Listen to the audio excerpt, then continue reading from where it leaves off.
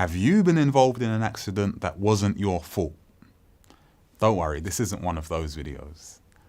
But someone high profile was involved in an accident recently, none other than His Royal Highness Prince Philip. News reports showed that Prince Philip was involved in a traffic collision with another driver. He was unscathed, but passengers in the other car suffered minor injuries. Thankfully, it looks like everyone will make a full recovery. Now, I wasn't there, so I don't know what happened, and I have no interest in apportioning blame or pointing fingers at anyone.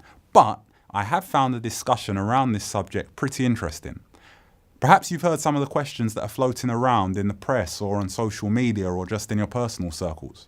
Questions like, if Prince Philip were to be found liable, should he face proceedings like a regular person, or should allowances be made because of his status and standing in society? What do you think? At its heart, this is really an issue of equality. Should everybody be treated the same way? Is it reasonable to expect exactly the same treatment whether you're the king of the land or just Joe Public? Now, maybe you don't think that this is a realistic way to view the world. Are we merely being dreamers by pining for a world where everyone is treated the same? Well, this question makes me think about a passage in the New Testament written by the Apostle Paul. It's taken from a letter that he sent to the church of the Galatians. And he says, there is no longer Jew or Greek. There is no longer slave or free. There is no longer male and female. For all of you are one in Christ Jesus. Paul is saying that for a believer in Jesus, everyone is now equal. Your race or country of origin has no bearing on how God sees you. Whether you're male or female has no bearing on how God sees you. And your status, whether you're the lowest servant or the king of the land, has no bearing on how God sees you. God couldn't love you any more or any less. Now, the reality is that some of these things may still affect how the world views you. But in the eyes of God, they have no bearing. And Paul's desire is that in the eyes of the community of God, the church, they will also have no bearing. We are one in Jesus Christ, and that's good news.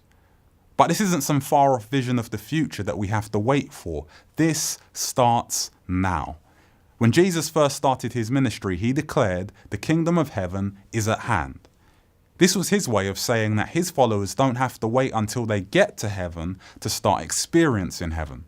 Instead, we bring a glimpse of heaven to this world by living out his values. So here are 3 takeaways for today. Number 1, see yourself as an equal of everybody. Whether it's your manager, your pastor, or the king of the land, in God's eyes, those status distinctions don't exist.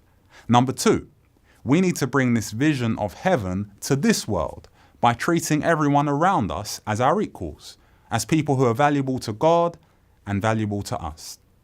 And number 3, if you've ever watched Prince Philip or Prince William or Prince Harry walking, you will notice that they have amazing posture. They literally walk with their heads held high. And that's because they know that they are royalty. Well, in case you didn't know, you are royalty too. God has adopted you, and so your Father is the King of the universe. Walk with your head held high as a child of the King and live a life less ordinary.